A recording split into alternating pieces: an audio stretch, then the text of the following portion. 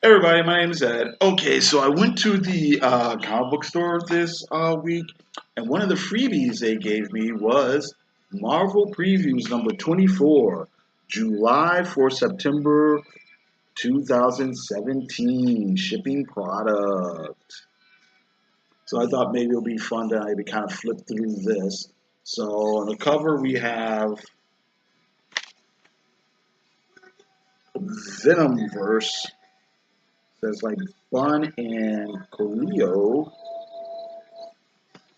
I can't tell, but it looks like that art's by Art Adams. But okay.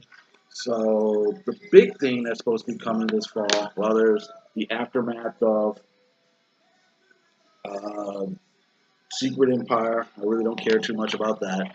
But the big thing that's coming is Generations and Legacy. And I guess it has something to do with the return of the older Marvel heroes or something like that. Um, I really don't care that much about the event aspects of it. I mean,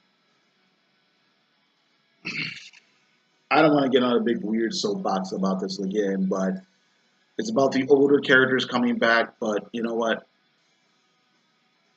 Of course they were coming back. I just really don't see. I mean, some people are like looking at this like, oh, this is Marvel's version of Rebirth, and this is going back to the classics and stuff. But I mean, seriously, half these characters have gone bad, died, been written out of the comic books, or been replaced before, and they always fucking come back. Whatever. So as far as it, you know, being a comic and nothing will ever be the same. I mean, seriously, over the last, I don't know how many years, they say that for every fucking event. And either nothing changes or it changes until a couple of years later where they change it right back. I mean, whatever. Having said all that, I wasn't that interested in it story wise, but I saw some preview art by Assad Ribic, who's doing the art. Jason Aaron is doing the writing. And the preview art, those pencil pages look really, really, really, really nice. So I'm going to buy the first issue just on the strength of the pencils. And maybe if the story's good, I might keep up with it. But, beyond that, these kind of generations tie-ins, it's basically looks like the updated versions of the characters meeting the older versions of the characters, and in some of these cases, they're the real old versions. Like here, you get Marvel, who hasn't had a comic book since the '70s. Here, Ironheart is meeting Iron Man, but it's Iron Man in his '70s armor. Uh, Ms. Marvel Kamala Khan meets '70s Carol Danvers, who was Ms. Marvel, and she's wearing her '70s suit with her '70s haircut. Here's Miles Morales. Miles Morales looks like he's meeting '60s Peter Parker. He's still wearing glasses. Okay, so I don't know. I think it might be some sort of time travel thing. I don't know. I have no idea, but okay. Runaways. Runaways TV show is supposed to be coming up pretty soon. So okay. More Secret Empire stuff. Don't really care about that. I don't read Deadpool, but I think that's a nice looking cover.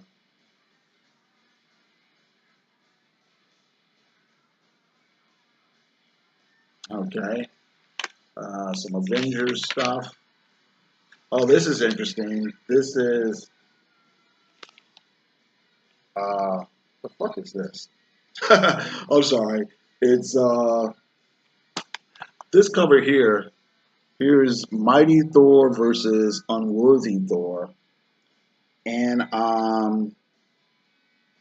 It's a bad cover. You can't really tell what's going on. I mean, you can sort of tell what's going on, but I mean, I guess this is female Thor, and I guess this is man Thor. You hear their big hammers clashing and stuff like that, but it just looks like a mishmash of random lines. You know what I mean?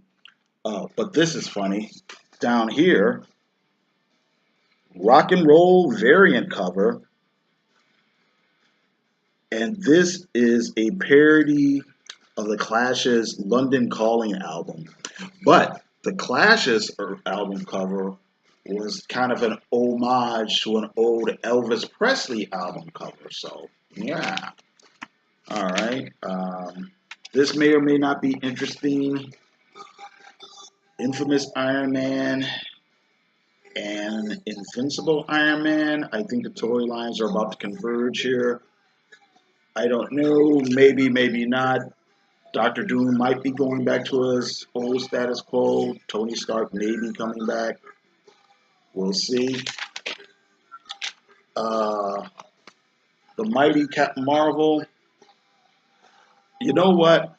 I was enjoying Carol Danvers when she was being written by Kelly Sue DeConnick, but after Kelly Sue left, I think the comics really floundered. It's been really kind of directionless, so I'm kind of disappointed in the comics lately. So there's that. Um, okay, here we're getting to the Venom stuff. I'm not really that interested in Venom.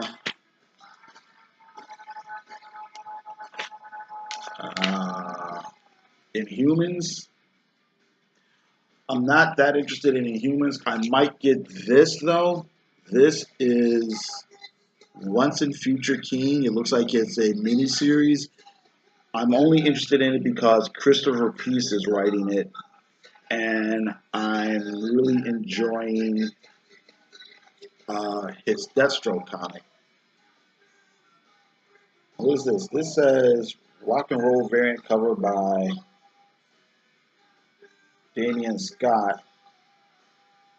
Okay, but I was looking at this. This can't be it because this is a different artist. Because I'm like, what album cover is that? All right. Okay, so anyway, more human stuff, I guess. Defenders, #5. I don't know. I'll probably finish out this first arc. First arc will probably end around issue 5 or issue 6. Then I'll move on. Jessica Jones. I've already dropped this. Same, Luke Cage. I'll probably keep reading that till 5 or 6, and then I'll decide if I want to stay on or not. This is really cool looking. This is Iron Fist #7. The cover art is by Jeff DeCal. And it looks like it's a team up with Danny and Shang-Chi, Master of Kung Fu. But you got a lot of glare there. But look at that cover.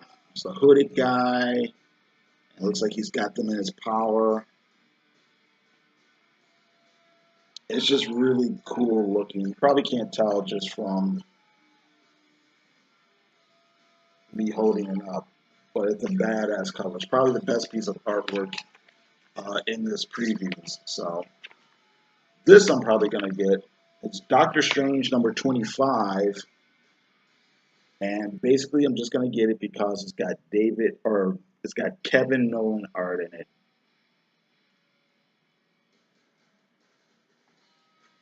So that's pretty cool. Squirrel Girl. America #7. This is kind of interesting. You look closely. This cover is a parody to Bruce Springsteen's Born in the USA album cover.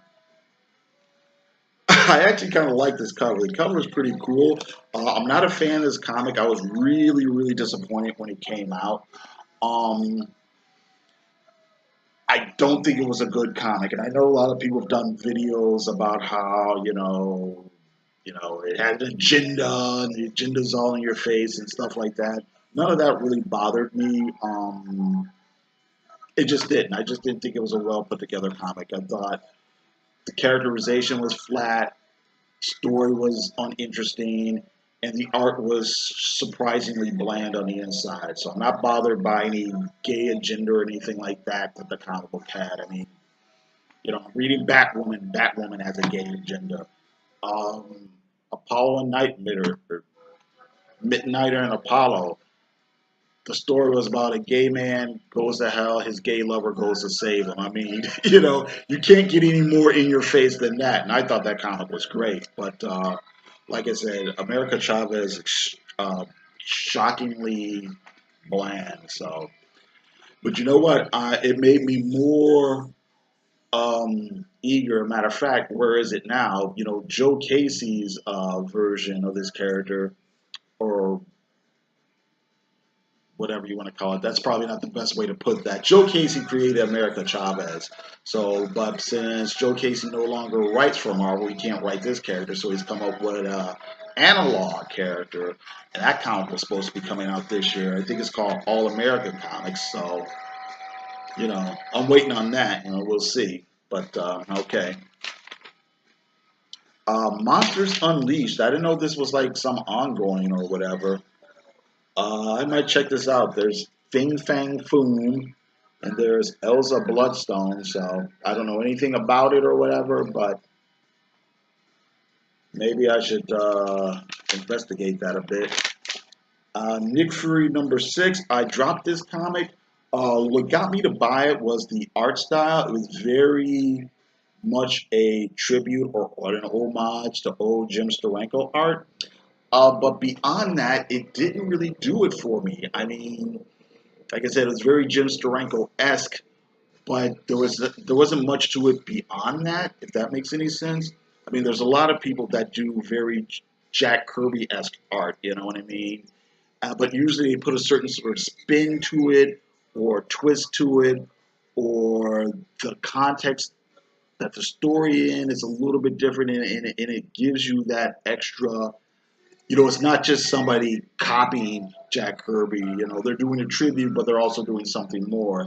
And this comic didn't have it for me. It was like it was watered down Jim Steranko, and that's all it had going for it. So I ended up dropping it. Female Hawkeye. I like female Hawkeye. Guardians of the Galaxy.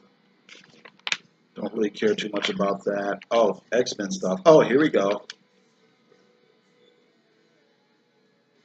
Check it out. Okay, it's X-Men rock and roll variant cover.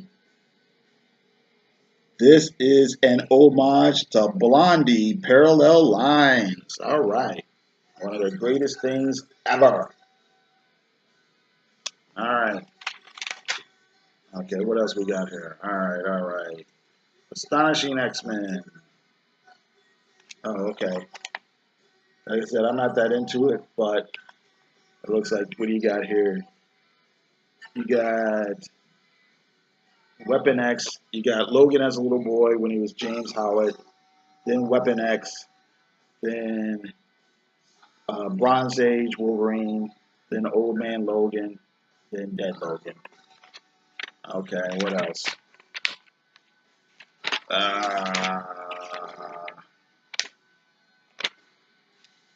Okay, Star Wars stuff. Okay. Captain Phasma. I'm not that into Star Wars. Well, I do like this, though. Phil Noto cover. Phil Noto's style is very, I don't want to say I can't think of a better word, but it's pretty retro. You can tell, well, I guess that's appropriate. If you go to his website, you look at his art, a lot of his art, even when he's drawing contemporary characters, he'll deliberately make it look like old style commercial art, old magazine ads, or old like movie posters and stuff like that. So yeah, but he's really, really good. He's really skilled at it. So seriously, there's nobody better to do your movie adaptation cover than a guy that can do that style. Uh, what else is going on here? And some statues and things. Oh, Thor Ragnarok is coming out. So we've got lots of Thor and Hulk merchandise. Planet Hulk. Then you got Thor and Hulk battles. And they're reprints of that old Silver Age, Bronze Age stuff, 60s and 70s stuff. Okay. Thor coloring book. Walt Simonson Thor. All right. Recent Thor. Jack Kirby Thor.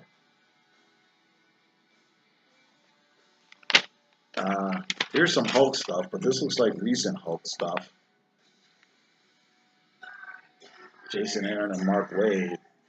Whatever. More Thor.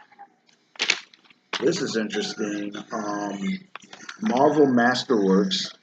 Daredevil. Okay. And then Submariner. All right.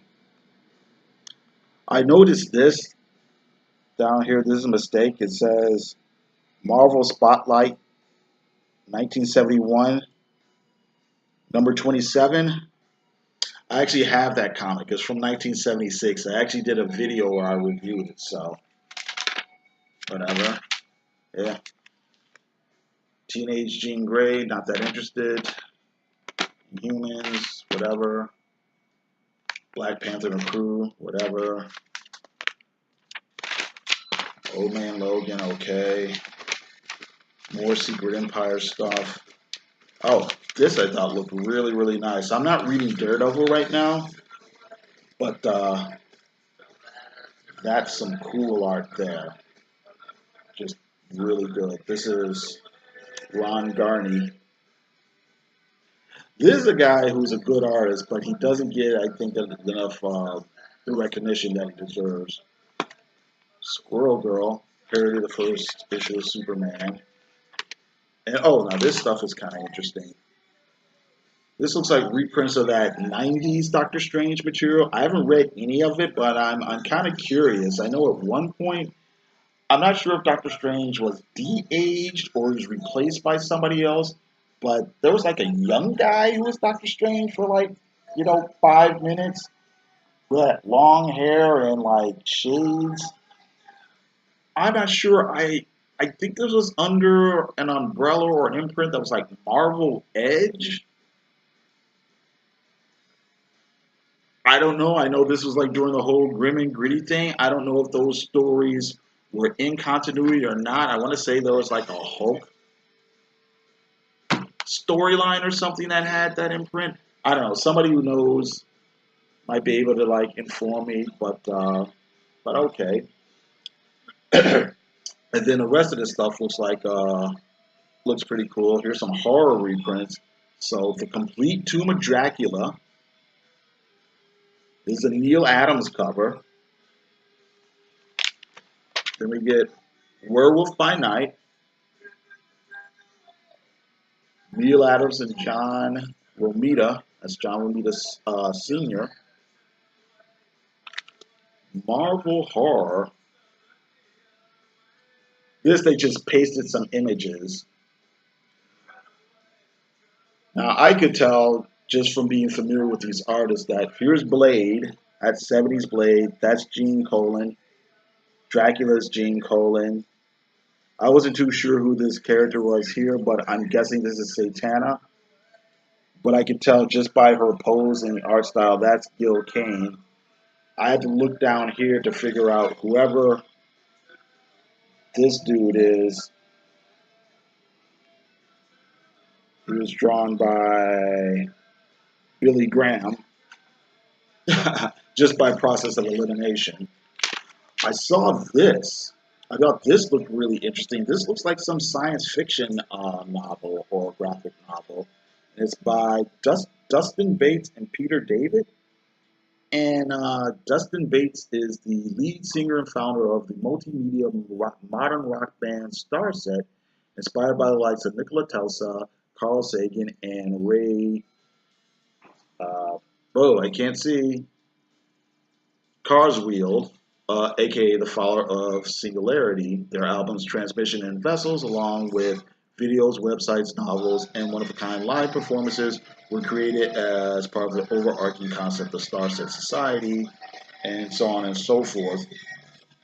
Um, yeah, it looks really interesting, and I guarantee you, um, it'll totally be overlooked by everybody.